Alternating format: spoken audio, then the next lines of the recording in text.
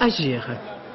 Nicolas Sarkozy en visite de 2 jours au Mali, au menu des discussions, le dossier sensible de l'immigration. Le ministre de l'Intérieur qui s'est prononcé pour un doublement de l'aide au retour volontaire au pays. Reportage sur place, Elénor Gay, Abdelzouyesh. Le cheval de madame, le bélier de monsieur le ministre. Comment applaudir très fort?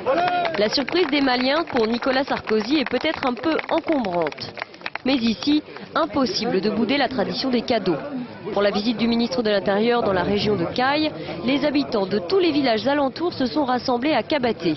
Ici, près de 20% des hommes en âge de travailler vivent en France, souvent dans l'illégalité.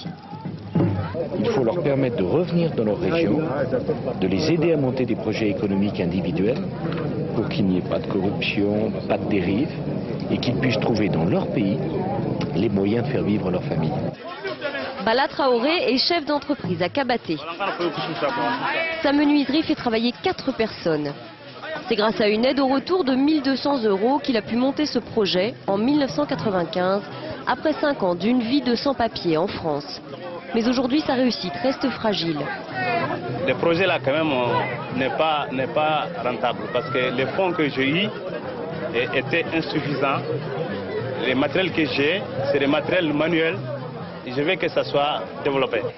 Ici, les femmes ont souvent laissé partir leur mari parce que l'argent qu'ils envoient à la communauté est indispensable.